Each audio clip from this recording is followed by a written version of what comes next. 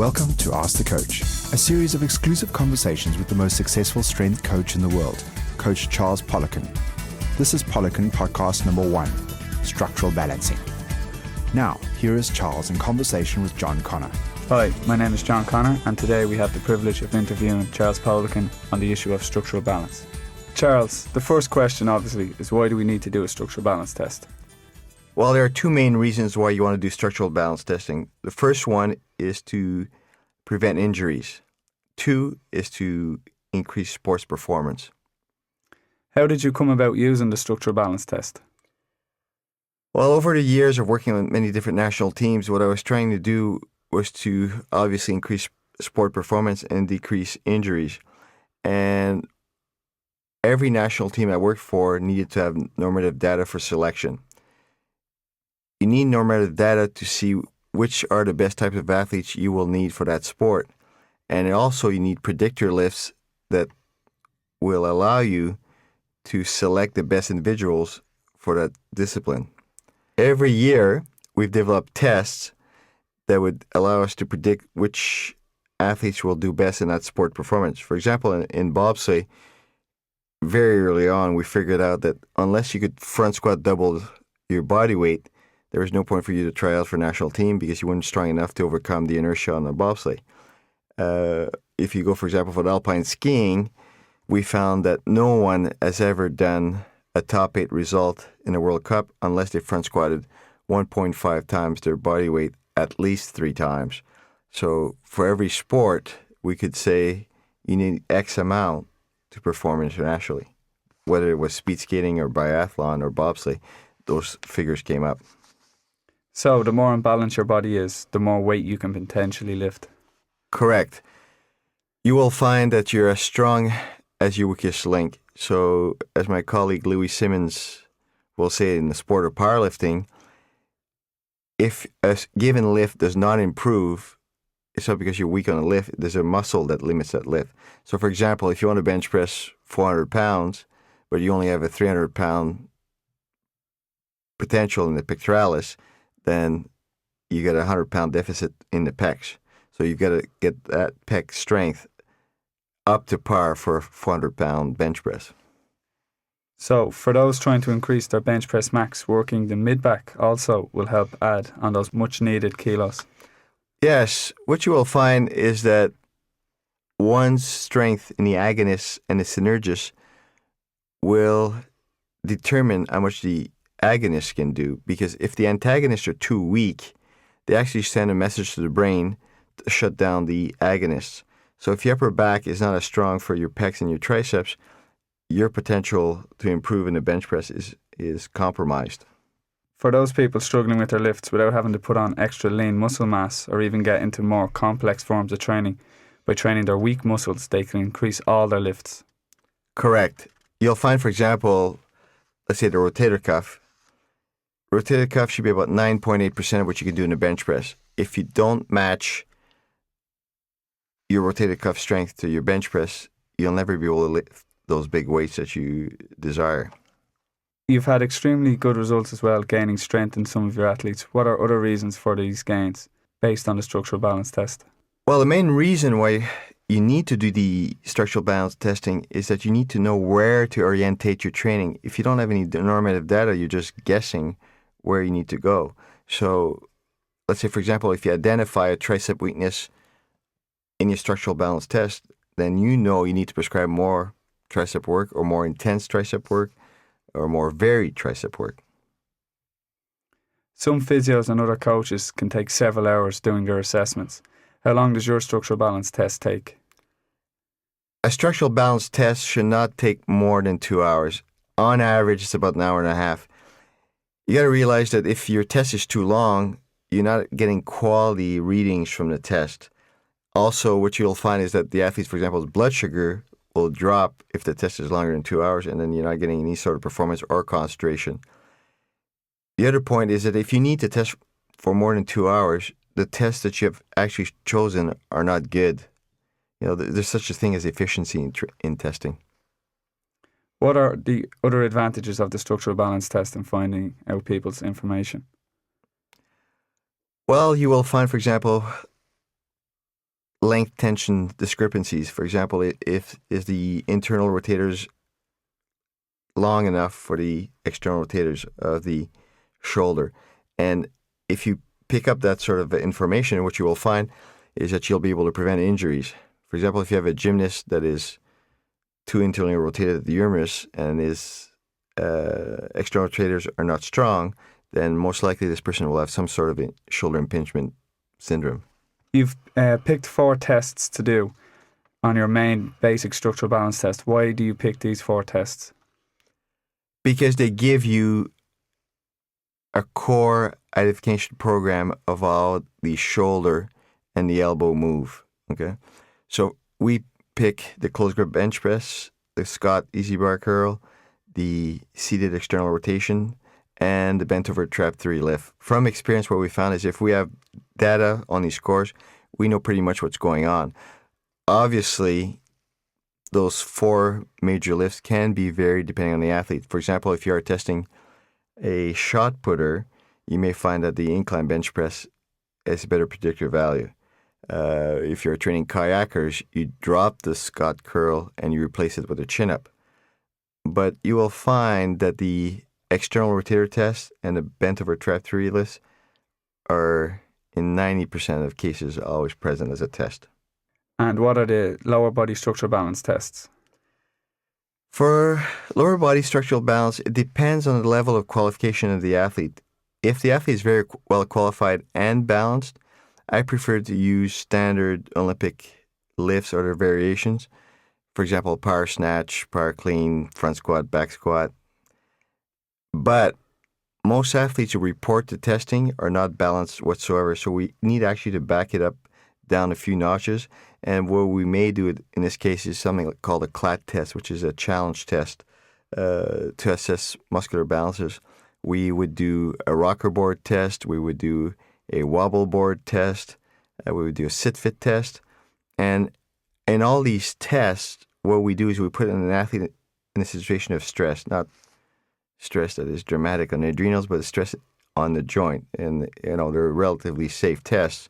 And what we do is we look at how the athlete moves during those tests, and they will tell us a plethora of information going from, does the person have a tight piriformis, does vastus medialis too weak, is the hamstrings under par in relation to the quadricep, and so on and so on. What kind of feedback do you get from this? Like you're saying, this test will show this. In what way? Like for the CLAT test, what major things are you looking for? In a CLAT test, you get a lot of information, anything from AM-quad ratio to even which portion of the vastus medialis obliquus is weak, because there's 3 innervation patterns in the VMO. So depending on where the athlete fails in a drop test, we know which one of those heads is weakest. Also, we can tell if a person's adduction versus abduction power is compromised. We can tell if the adductors are too weak. We can tell if the glutes are too weak. So it's quite a well-rounded test. For any of these discrepancies, do they show up easy enough when you're conducting this test? What I suggest with novice testers is they actually film the test so that they can watch it in slow motion. If you have a trained eye and you've done thousands of them, you can pick up all the discrepancies in a flash. But a novice trainee should film the person, and that's what we go over in the level 2 PICP certification, is we go through all the lower extremities discrepancies and how to interpret them. Is this equipment expensive? No, actually, any sort of adjustable platform will be able to allow you to do the CLAT test. As far as the rocker board and the sit-fit, you're looking maybe at a total of $150 to $600 of testing equipment if, you're going with a top-of-the-line model. But that is far cheaper than the ergometers we normally use in the lab. A good ergometer that would assess that would cost about $80,000.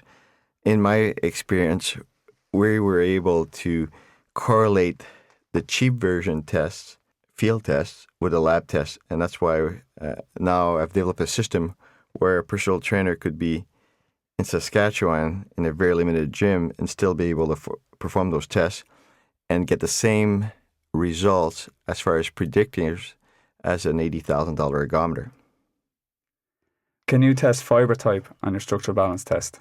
Actually, you can. Obviously, it's not as accurate as a biopsy, but one of the problems with biopsies is that you need to take them everywhere, pretty much into the muscle, so you end up having a bicep that looks like Swiss cheese. So I'd rather use a non-invasive test. So what we do is that we test the athlete's maximum, we give him a 10 minutes rest, and then we take 85% of that true maximum. And then the athlete asked to do as many reps as possible at a given tempo with that load. And what you will see is that the lower the reps an athlete can do at that given percentage, the more fast twitch fiber they are. So for example, if an athlete has a 200 kilo bench press and at 85% he can only do 2 reps, he's obviously a fast twitch individual. By opposition, if you have an athlete who does a 200 kilo bench press and at 85%, which is 170 kilos, he's doing 20 reps, he's more gifted for a sport like kayak because he has more of a slow twitch nature. So the test is quite good in that respect. Would training age affect that?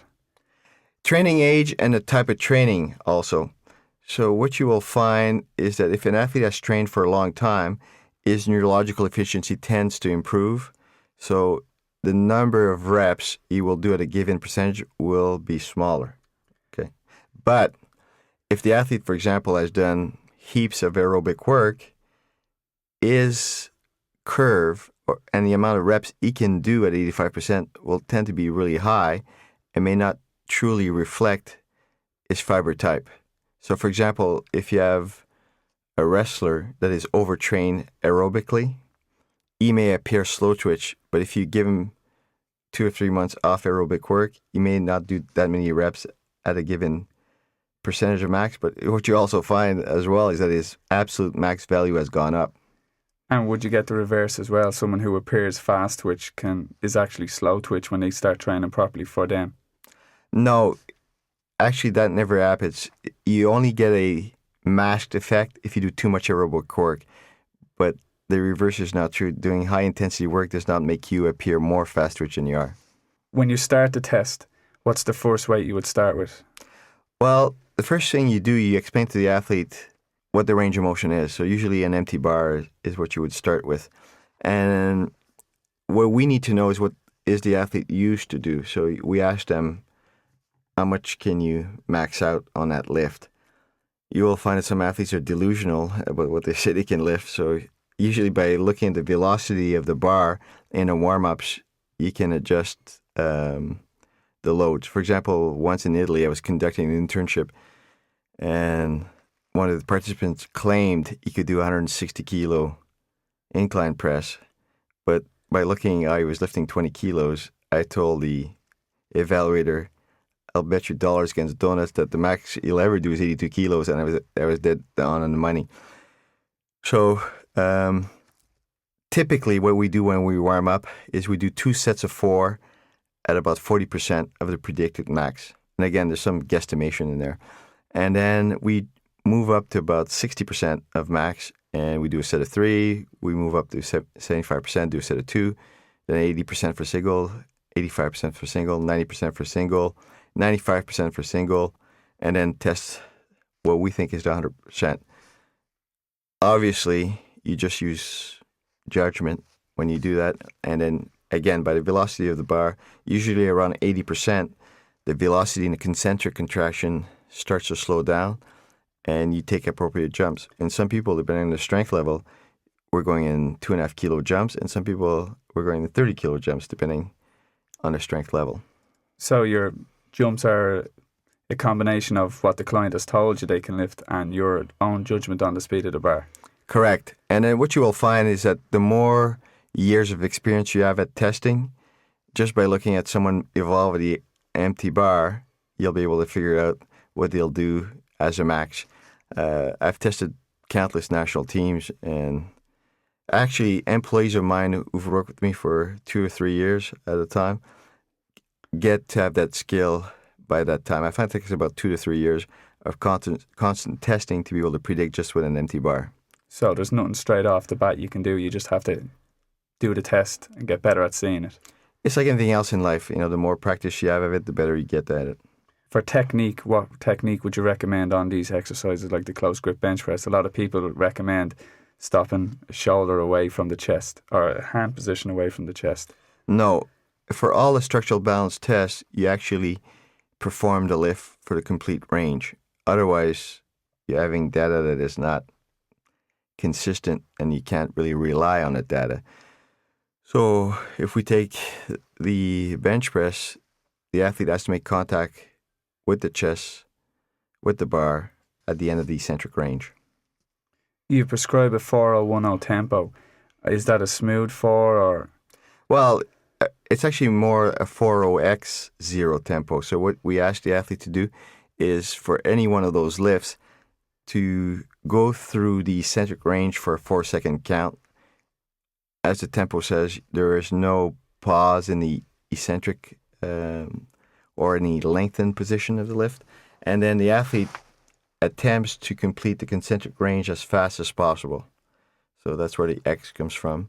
And in the shortened position, after the end of the concentric range, there is no pause. You say on close grip, how close is your grip? Actually, we use now a biacromial width. So we take the athlete's shoulder width, and so we take the distance between the two acromions and we put it on the bar, and then the athlete puts his first fingers, because some people use a false grip, so they may use their thumb. If they use what they call a true grip, then they put their indexes at that biacromial width. For their close grip, easy bar curl on the Scott bench, how far down should you go again? Should it be all the way down? You said earlier use full range, or is it lock the elbow, or just till the forearm touches the bench?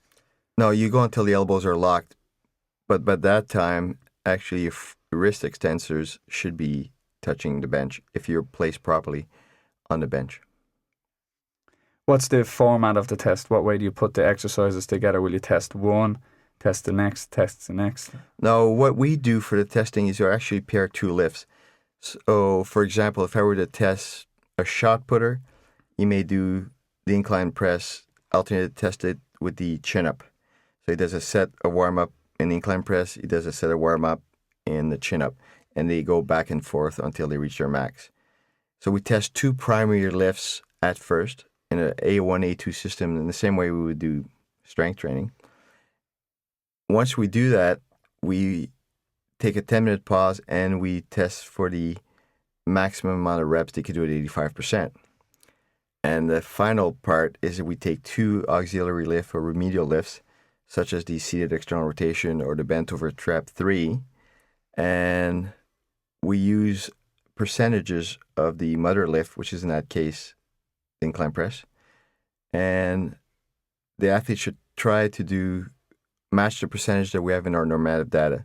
So, for example, if we take the closed grip bench press, the seated external rotation should be done at 9.8% of that load. What you will find is that a lot of athletes have discrepancies, and they may only be able to use 3% of their bench press to perform 8 RMs. So, again, we use good judgment, and in the warm-up for the auxiliary lifts or the remedial lifts, we're able to tell if they're going to match the percentage or not. But you need to do reps with the auxiliary lift. So you got to select the right weight for that. So you may have to go much lower than the given percentage on the table, but that's reality. That's what I was about to ask you next. Is the stronger an athlete performs on the close grip bench press, is it usually the bigger their discrepancy on their external rotators or bent over trap 3? You will find that it depends who trained them. Okay.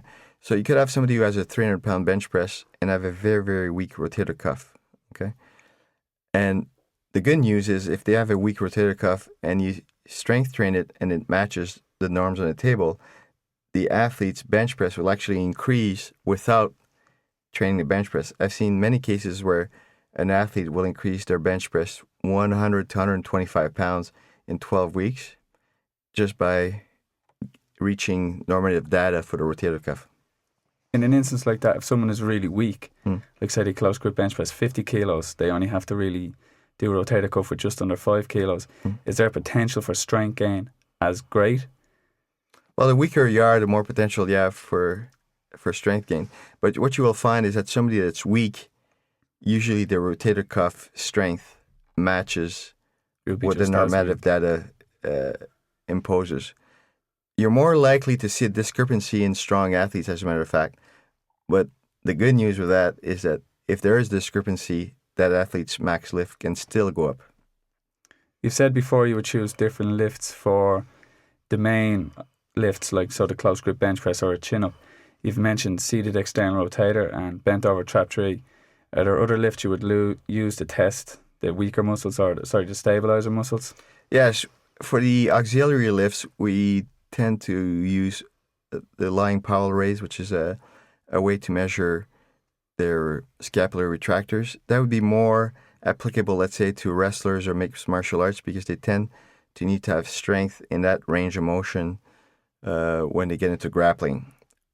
We may also use something like the one-arm bent over lateral raise. That would be more applicable to racket sports like racquetball, tennis, squash, because they need actually to be powerful when the scapular retractors are fully shortened. You said after you hit failure on the 1RM test that you would take 10 minutes break before you test 85%. Why would you do that? That's based on research. What we have found is that 10 minutes was the optimal time to rest. It was long enough to have a true value at 85% of max. We've tried different combinations like a few hours, just a few minutes, but 10 minutes was the optimal time. That's just based on experience and research. Does the athlete have to just do nothing during that time? Actually, we just instruct the athlete to chill out, while we do that pause. And during that pause, the evaluator figures out the percentages to be the amount of weight to be used for the 85% max test, and also he figures out the percentages to use for the auxiliary tests. Could you fit the lower body structural balance test into that 10 minutes if you're only doing the rocker board, clat test and stuff like that? Or if you go over the 10 minutes, are you wasting your time testing the 85%? No, during the 10-minute break, take a 10-minute break. That's how the test was standardized. What we do is we test the full upper extremity, and then we finish off with the lower body structural balance. That would be for a personal training type of client or a novice strength trainee. If you're dealing with a world-class shot putter or a world-class long jumper, you would actually do lower body structural balance on one day because you're going to use barbell lifts. And then the next day they report and we test the upper extremity. Or sometimes, depending on the athlete's schedule, we may do lower body structural testing for an elite athlete in the morning, and 4 to 6 hours later we do the upper extremity structural balance test. With the Olympic athletes, are they more likely to be balanced in the lower body versus the upper body? Actually, you'd be surprised. I've seen many Olympic level athletes who have structural balance deficiencies, and they're at the Olympic level. What happens though is that if they're not balanced, they may be 8th in the world. Once you balance them, they may climb up to 1st in the world. Dwight Phillips, who's world champion in long jump, had quite a few discrepancies when we tested him. He had very weak VMOs and very weak hamstrings. And once he offset those deficiencies, he ruled the world. He's been ruling the world in long jump for the last 2 years, and actually beat some of the top sprinters in the world, like Tim Montgomery and Maurice Green, in the sprinting events, just by correcting his balances. On the other tests, you said on the 85%, are you looking for a set rep range for an athlete in a particular sport? Yes, obviously for selection purposes. Let's say if you're testing for the national luge team and you have a guy who can do 20 reps at 85% of max, well, he's never going to have a fast start in luge. He may take up curling in that case or synchronized swimming, but it doesn't happen for males. But the point is that, yes, there are optimal ranges. For example, in ice hockey, we found that all great puck handlers actually have slow twitch biceps and fast twitch triceps. All the role enforcers, quote unquote, or better known as goons or enforcers in hockey, tend to have fast twitch biceps and fast twitch triceps, but they're not known for their puck handling skills. Would you ever advise anyone on the results of the structural balance test to steer towards one sport, towards another, Actually, let's say if you were a parent and you brought your kid in and he's 12 years old, we could tell you where the kid has potential, provided that he has not done too much aerobic work, which would skew the results for the 85% test. On the reps you would get on the 85%, how does that affect your program design for their initial program? Like if they're out of balance, would you give them higher reps just to get balance? But if they're fast twitch, would you lower it? What you get out of the 85% test, provided that there are no mitigating factors like excessive aerobic work, is you're finding out what sort of animal you're dealing with. Is it a jaguar or is it a buffalo? Okay. So if it's a jaguar and it's made for speed, then on average, the number of reps for a training year would probably be 3 reps lower than normal. If you're dealing with a slow twitch individual, the average volume for the year and the average rep, could be as much as 10 reps greater than normal. So yes, that would affect the training orientation. In other words, what you will find if you have a fast twitch athlete person, you need to be far more creative in program design because they can't do actually more than 6 reps per set for most of the time because it's not part of their nature. So you have to be far more creative in your sets and reps prescriptions. But that's when things like cluster training or wave-like loading come in.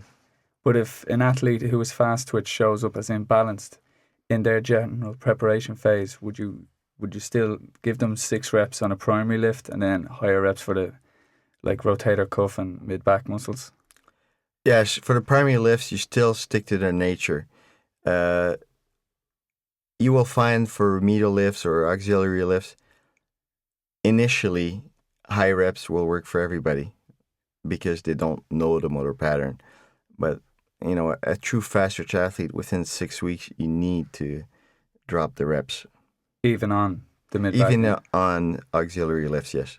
But because their range of motion is usually short and stuff, they may work probably in the 8 rep average.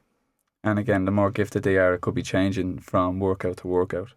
Correct. There are some athletes that are very, very gifted, and they make in 10 weeks the progress that other athletes make in 6 months. So again, that comes with experience. I think that people get too hung up on numbers, and because they don't have confidence in what they do, they prefer to follow a Betty Crocker approach where they think that, it's a recipe and you can't change it. But you'll find that every great chef will change a recipe based on the day and the texture of the food. Well, it's the same for strength training. You got to be able to react to what's happening every day. So the better the coach, the better they're able to read what's happening in the weight room. Yeah, she will. A well-experienced strength coach has more confidence because he's seen it more. Has seen more examples of discrepancies, so he's able to make the right choice at any given time. Is there an example you can think of in an instance like that where someone has shown up really imbalanced like that and got quick results getting balanced? Well, for example, when I rehabbed Gary Roberts to come back to the NHL, that's a player that was told twice that he could never play hockey again. And then he hired me, and on his 3rd try, he played ice hockey, and he's still playing ice hockey. So he's still playing 9 years after he was told he could never play hockey again. What was interesting when we tested Gary is that he showed up as a slow twitch athlete, but he was the type of guy that trained himself out of the league. So he did so much aerobic work and the wrong type of training that he predisposed himself to injuries. And once I started training him, I quickly noticed that he was actually a fast twitch guy, but was trained as a slow twitch person. And when I started working with him, he was 187 pounds at 6'3", so he wasn't very muscular. And his body fat was near the 20% mark. And 4 months later, when he was cleared by the NHL doctor to play, he was around 210 and 6% body fat. And now he plays about at 220, and he stays between 4 to 6% year round. So, it does change if you know what you're doing. Is this type of training beneficial to the average personal trainer? Yes, of course. One thing that you see with personal trainers is that a lot of times they don't even do any sort of testing, okay? And any business that's worth its name should be sellable, okay? So if you're going to be a personal trainer for 5 years and then you decide, let's say, to become an accountant or a fireman or whatever you choose to be, you should be able to sell your business. Well, a lot of personal trainers can't get any money for their business because they don't have any records. And they don't even keep track of the workouts they write or the sets and reps and loads they use and so on. So testing for the average personal training client will give you the same advantage. A, you'll be able to prevent injuries, and B, you'll be able to have much faster results. But C, since personal training is a business, it allows you to collect data. And let's say if someone wants to buy your business, you say, well, I've trained Jane Doe. She's at this level. She started here. She's now at this level. And that's what I'm doing with her. And that's what she's used to do. So yes, I would say for sure, structural balance testing is a valuable tool, both in program design and in business aspects of the game. With your 1RM, would you use those numbers to motivate clients? Because you said there's a standard like double body weight in a front squat for bobsleigh. Would you use the standards for average people as well as Olympic athletes as a motivational tool? Yes, you could. Let's say if you have John Smith account and he's training and you do a structural balance test and he bench presses, let's say, only 60 kilos. What you find, especially with male clients, they need to rank themselves to the rest of the other male population. So, John Smith may say, okay, I weigh 80 kilos and I can bench press 60 kilos. Is that good? It's good if you do it with one hand, not with two. So what I do with a client like that, I'll say, listen, in your weight class, that's what world record holders do. Usually they will triple body weight bench press.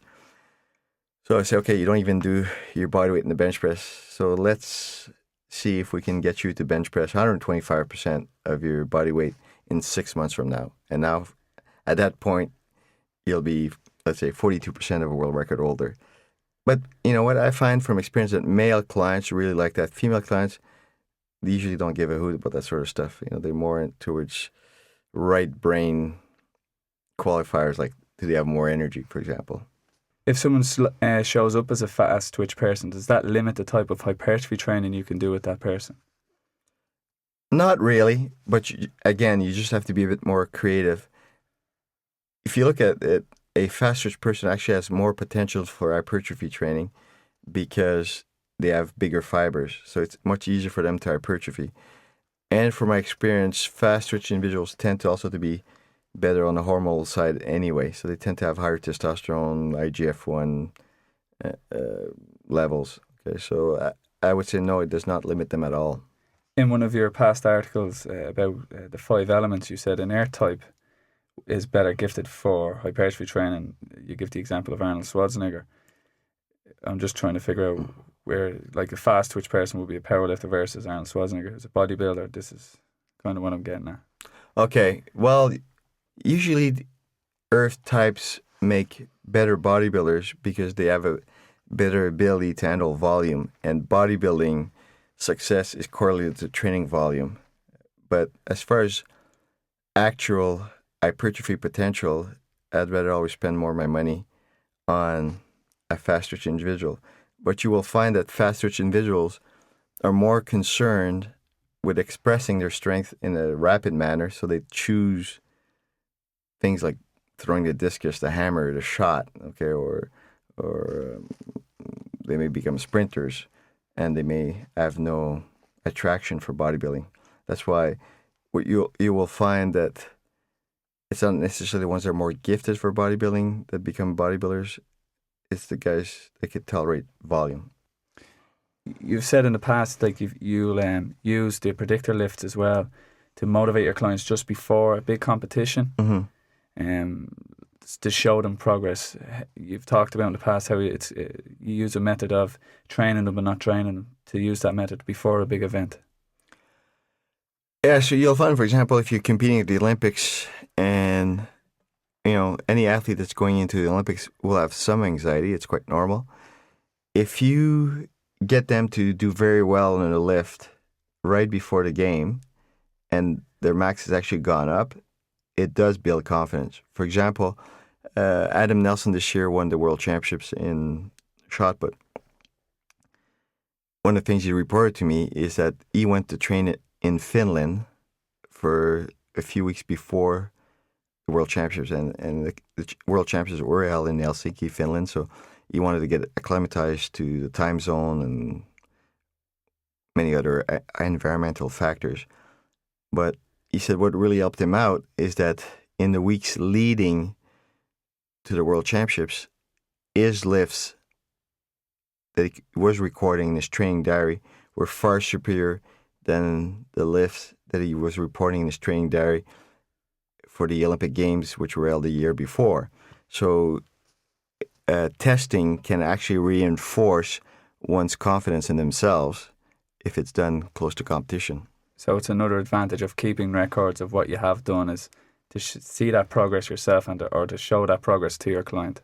Correct. You will find that there's, for every sport known to man, there is some test that will tell you how well you're doing. For example, in luge, if you want to have a good start, how much you can do in a wide grip pull-up, will tell you how well you will do the next few days. So as you taper them for competition, let's say the night before the Olympics, you could send them to the gym, warm them up, and do a set of 3 and a wide grip pull-up. And then the guy will say, wow, I'm a lot stronger than, let's say, last World Cup. Therefore, tomorrow I will do well. It is a great motivational tool. From the results you get from the upper body test, how would you structure your program? Like if they show up with weak traps, weak external rotators, but they're strong in their bench or their bicep curl, what way would you fit that into their training or adapt their training to suit those? Typically, if someone, let's say, scores very well on, let's say, incline press and on chin-ups, but they have, like you said, a weak rotator cuff and weak scapular retractors, what I will do is I will forego completely of the strong lifts. So I will avoid any direct work for those lifts, and I will just do work around that movement pattern. So, for example, if a guy is very good in a chin-up, then I may just switch to various forms of one-arm dumbbell rows. Why? Because it will allow the scapula to move through a greater range. It will correct the difference between the left and right arm, if there is one, and it will just provide a different training stimulus. And during that time, I will double the training volume for those weak remedial lifts. So, for example, on a shoulder and arm day, they will start with rotator cuff training and trap 3 training. And their chest and back day, they would do more like what we call assistant lifts. So, for example, one-arm rows. And they would finish off with some more external rotator and trap 3 lifts. So on the shoulder and arm day, it's at the beginning of the workout, and on the chest and back day, it's at the end of the workout. So if they test weak on their mid-back muscles, you would take out all double arm work, like lat pull down, low rows, that'd be all gone, and you would replace it all with single arm work, or you would still do some form of double arm work? In general preparatory phase, it's always best to work with unilateral movements, because one of the things that we know from research and practical experience is that you can recruit more motor units if you train unilaterally versus bilaterally. Would the same go for any pressing exercises? Same would be true for pressing exercise, yes. With your pressing exercises, you've said you would eliminate bar work. Would that not limit the amount of exercises you can do then? No, not at all. I mean, I use over 1,400 exercises in my practice, so I never run out of exercises to do. Examples of like dumbbell work with that? For example, let's say if you have a very strong bench press, all the dumbbell work I would do during a general preparatory phase would be more like overhead work, actually. What I found from experience is if your bench press is very good and you need to improve it, usually overhead strength is a limiting factor. So I would spend more time in that movement pattern, or I may do more inclined dumbbell work as well. You just mentioned low back there. What type of training do you like to do for the low back to make sure it's strong enough for overhead pressing, squat work, deadlift work? Would you do any direct work, or doing those lifts would work it? It depends on the results that they get in lower body testing. Some athletes, they've been doing, let's say, a lot of squatting, a lot of power cleans for a while, and let's say they come back from world championships and we retest them, and lower back turns out to be weak. In that case, we may isolate it, so we may do more things like glute hamstring raises, or we may do more seated good mornings or standing good mornings until I feel that the problem has been corrected. But you will find, for example, an athlete has a hard time doing overhead pressing, but that's just because they got a weak lower back. So in that case, you will find that if you do a few microcycles where you concentrate just on lower back work, their overhead pressing strength will actually go up without training it, because in that case, the lower back sends a message to the brain that is inhibitory, and it actually weakens the shoulder girdle. So if you increase lower back strength, then suddenly, without training the scapula girdle, lifts go up. So would it be your advice then for most athletes to do more standing overhead pressing than to do bench press, or to vary both? The best advice I could give them is get tested and see what's limiting you. I mean, your chain is as strong as its weakest link. So for Bob, it may be more lower back work, and for Jack, could be more shoulder work. You said you would train your mid-back muscles at the start of an arm workout and at the end of your torso workout, making it about twice a week. Is that too much work for those muscles? No. The weaker a muscle is, the more training it can handle. So if you have an athlete that does, let's say, 3% in external rotation, while he should be doing 9.8%, that's obviously a very weak athlete. In that case, from experience, I found that training it twice over a 5-day microcycle is actually what you need to do. Once he matches the percentages that we have outlined for the structural balance, you will find that you can dramatically cut back on the volume for that. Would you keep retesting to see that value, or you would just see it in the lifts as you would progress? You may not need to retest. All you may need to do is actually look at the training loads used in his workouts, and with experience you can say, well, he's catching up now. So, for example, a guy can bench press 400 pounds, and he was doing pronated single arm rope external rotation at 17 pounds. And that's actually quite poor. And then a few months down the road, you give him a variation of that exercise, he's handling 45 pounds. Well, you can be sure by now his bench press has actually gone up without even training it. And he's ready to move on to other things. When would you start cutting back on the volume of it? You said there it would catch up. You actually start cutting back on a volume of training dedicated to weakness once you see that the weakness is corrected. Typically, it will take anywhere between 8 to 12 weeks. I've never really seen much shorter than that or much longer than that. Would just training the lifts as normal, like if you were just doing your chin-ups and your benches and single arm rows as normal, maintain that strength? Or would you still need to do supplementary work for those muscles? It depends on the athlete. You will find that some athletes, you can actually take a 4-month break from remedial work and those values don't drop much. Some athletes actually need it to keep it within the program year round. But it doesn't mean that you need to keep it at maximal volume, but maybe just optimal volume. So for example, if you're training a baseball player, he may only need to do 1 set of scapular retractors and 1 set of external rotators 2 days a week, and that's plenty for him to maintain it. And if you take it away from him, his baseball throwing performance goes down. So again, experience. That's why it's so important to keep records.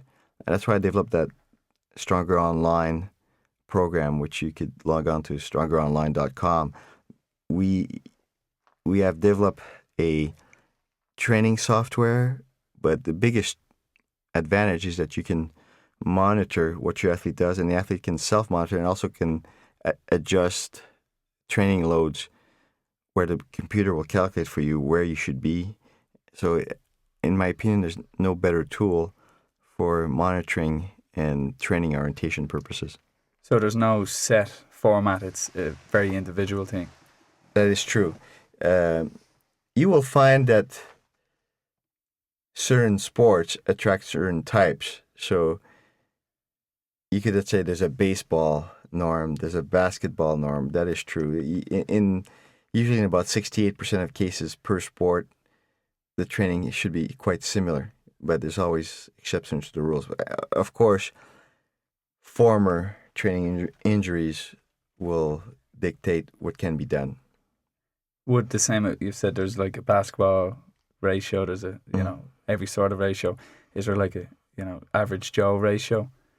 They would always need to do it? Or?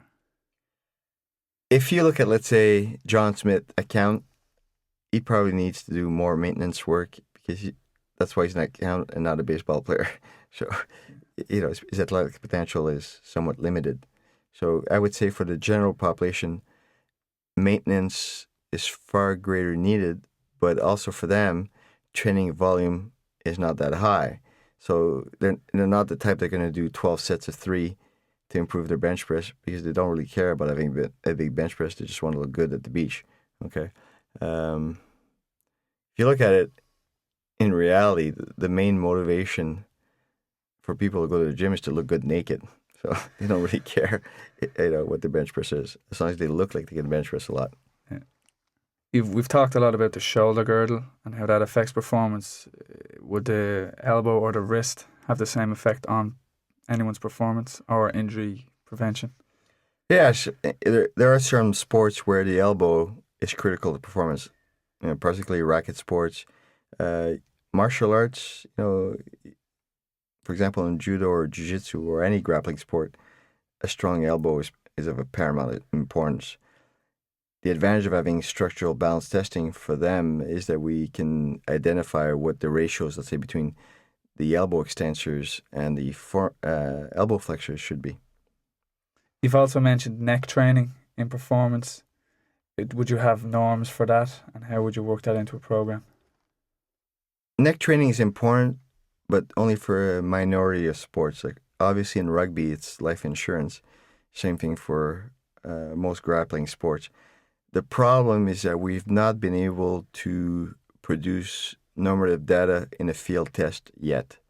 I'm not saying it's impossible, but usually for neck training, if you want to do any sort of research, you need very expensive ergometers.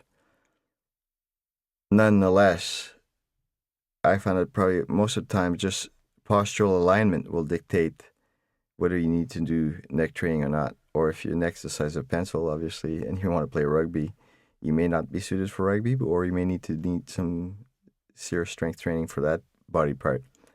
The same is true for grip and forearm work. You will find, for example, that a lot of elbow problems are alleviated once you strengthen the grip. The grip will, in some cases, be the limiting factor for lifts or for a certain task.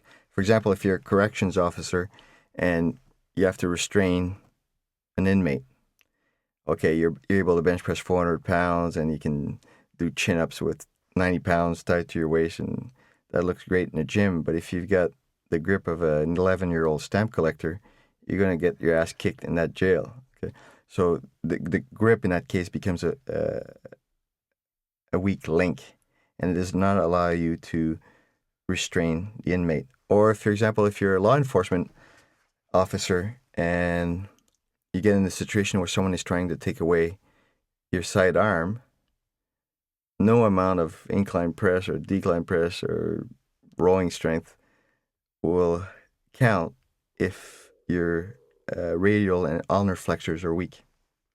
And with the elbow or wrist, you don't have any norms for that? We have norms for the ratio between elbow flexion and elbow extension. For things like pronation and supination, radial flexion, ulnar flexion, we don't have norms yet because, again, it's hard to standardize the equipment.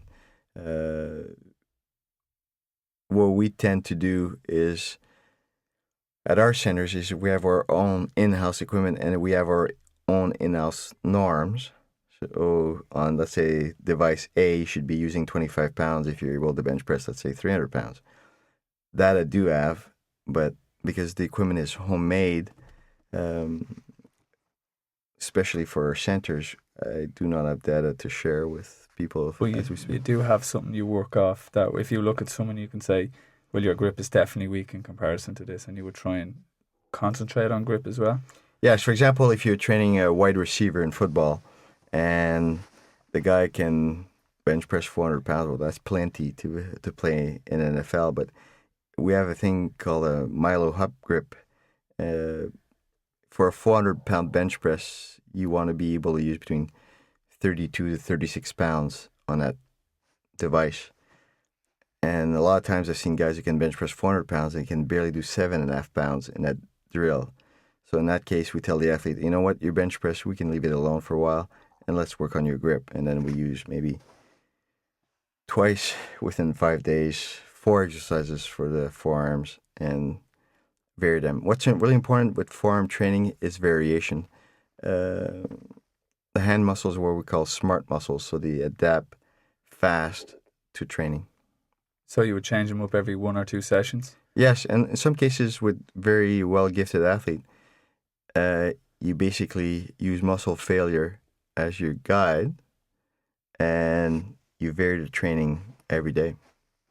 Charles, if John Smith walked in off the street and hasn't trained for 20 years, would you still do a 1RM test with him?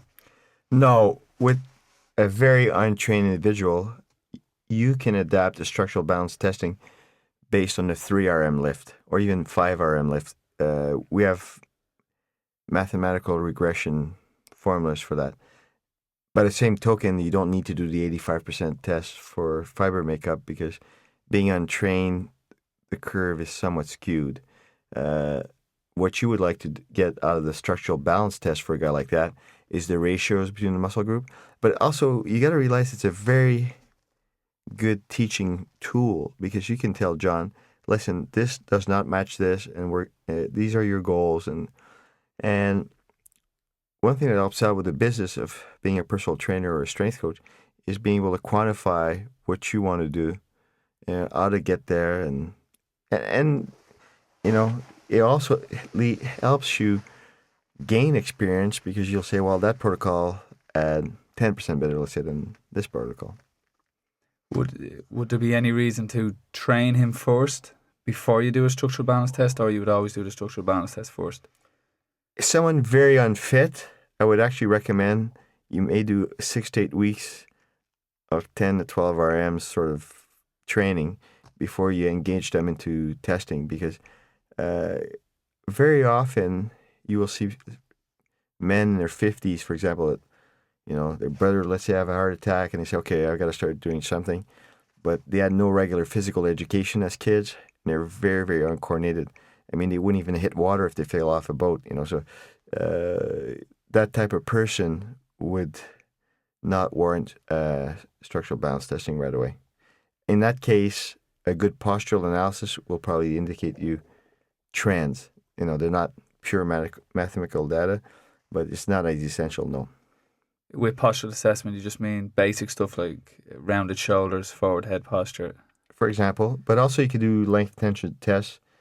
For example, you could take the hamstrings and see the ratio between the sagittal plane, the medial plane, and the lateral plane, and you could tell which ones are too tight, and you prescribe the right stretching or the right strengthening for that. So any sort of length tension tests that you could find in a good physical therapy manual would be applicable. You're always talking about efficiency. With your length tension relationship tests, which ones do you do, or do you only do a couple of them? You don't need to do a whole lot. For sport training purposes, the most important data to gather as far as length tension tests is actually the posture chain, particularly the hamstrings. So again, you want to distinguish the length tension between the 3 heads of the hamstrings. Of course, you want some data on the psoas. You need some data on the recfem. And if the TFL is too tight, that could be useful to know. But you don't need to spend a whole lot of data. I've seen colleagues of mine that do 8 hours of evaluation. But again, as I stated in the first part of this program, in 2 hours, you should have enough information to start your training process anyway. Because realistically speaking, you can only train for 2 goals per training phase. And would you do upper body length tension relationships, or just the hamstrings, the hip flexors, and go from there? I don't do much length tension testing in the upper body because I found that the data I get from the structural balance testing in terms of strength ratios is highly correlated with length tension tests. So I'm not into gouging the client by testing at an hourly rate for so long. The strength tests will show what yes. you need to work. Yes. In regards to the 1RM testing as well, even if you have a trained female, would you still do it with her? Is it applicable to women in general? Structural balance testing is not wanting to sound sexist. It's more of a male thing, okay? But if you're training high caliber female athletes, you still need to do it because you need your normative data and you need to know where to orientate your training. For motivational purposes, for Jane Doe, for example, who was just a average trainee, personal trainer type of client, it's not important. For example, if you have Jane Doe, she's TV show producer and she's perimenopausal, to know how much she can bench press, she doesn't care. She really doesn't care. And to tell her in 3 months from now, I'll make you bench press 35% more, she also doesn't care. You will find that females, as a rule of thumb, are looking for more subjective criteria. Body fat? For example, most objective they'll ever go is something, I went down 4 dresses size, okay? But while a guy will say, well, I went from 87.6 centimeter to 78.2, they want precise. Women tend to be more likely to just round up numbers like dress sizes. Would you use the body fat as an indication? You're saying because you want to quantify progress. Would body fat be more applicable to a female client? No, I think body fat is applicable to both clients. But with females, what you'll find sometimes is that because of the amount of social pressure they get towards body fat, I've had many cases where clients don't even want to know what the results is. They only want to know if it went up or down. That's why it's so important to use what I call the biosignature modulation, because we can take body fat measures on 12 different sites. And because the body fat measures comes from 12 different sites, we can measure smaller percentages of fat loss. Just going back to the John Smith type client, if he walks in off the street with a shoulder problem or a back problem, the structural balance will help him cure that. When someone who comes in and reports with an injury, my first piece of advice to this trainer or strength coach is get it properly medically diagnosed. Is that person cleared for exercise? Potentially, the structural balance will allow you to help correct the problem.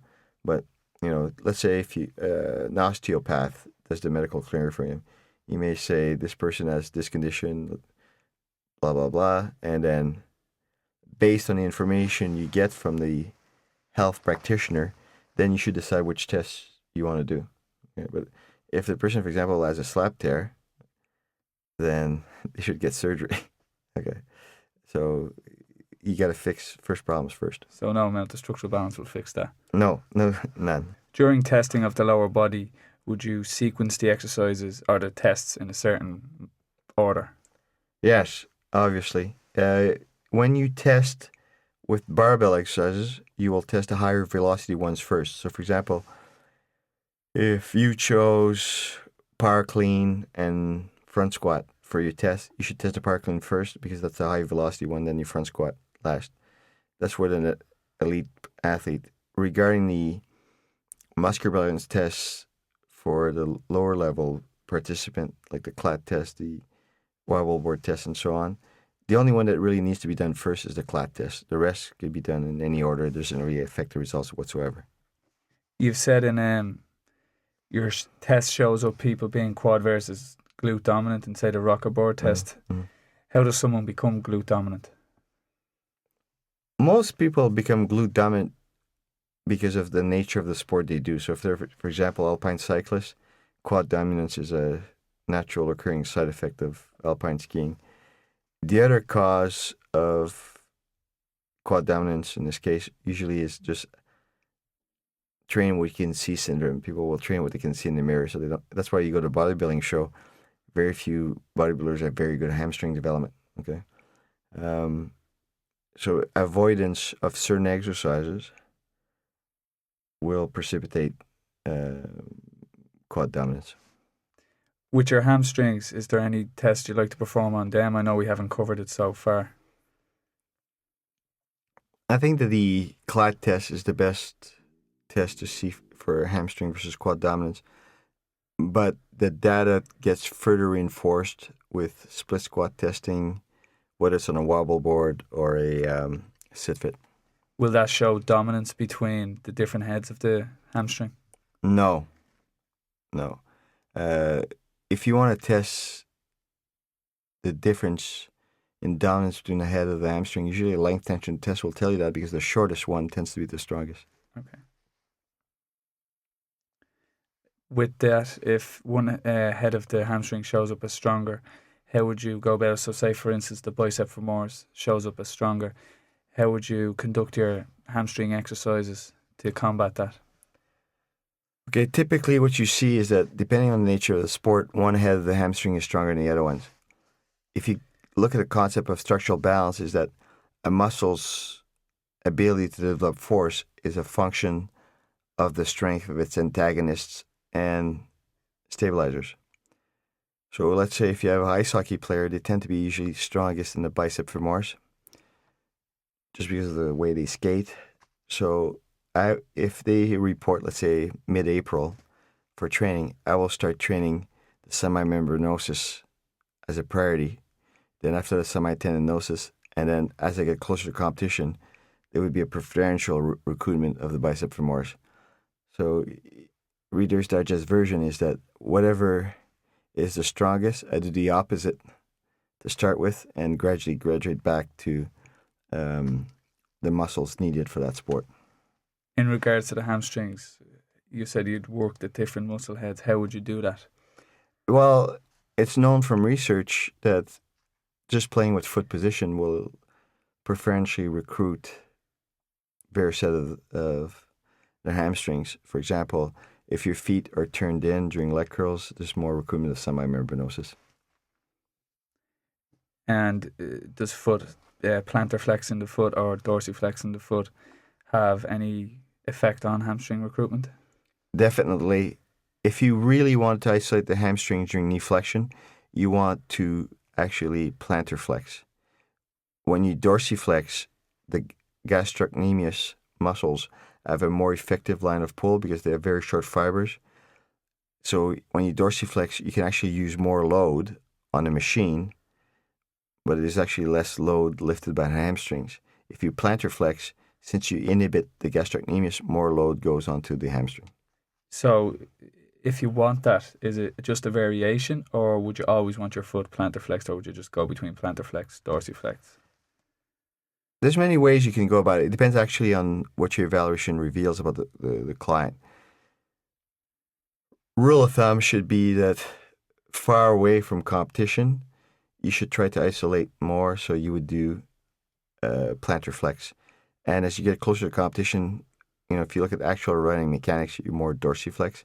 So that would progressively progress towards dorsiflexion. If someone shows up with imbalances, the ultimate goal is to get them squatting. How long would it take you to get someone squatting? In your worst case scenario, if you have somebody completely dysfunctional, it's never longer than 12 weeks. I've seen some people at 16 weeks, but that's less than 1% of clients. That would be somebody, for example, who's just fresh off from a surgery. if someone is doing all these variations of the split squat, will their back squat performance not decrease? Not necessarily. In fact, in some people, their performance on the squat will actually increase if they do step-ups and split squats because they're offsetting a balance issue.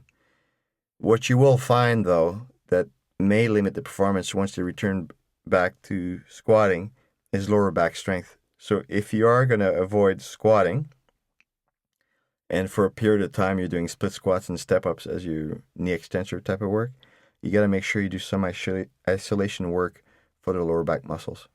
What way would you pair your lower body exercise? Like you said, you would do a split squat. What would you pair with that? Or usually what you do is that you assess what is weakest. Is it the step-up pattern that's weakest or the split squat pattern?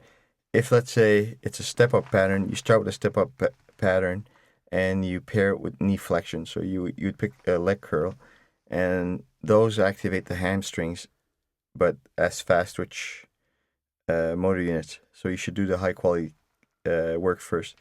Then in that case, your next pairing would be split squats, but those would be paired with more hamstring work involved as in posture chain. So it could be something like reverse hypers, Romanian deadlifts, seated good morning, whatever the case may be.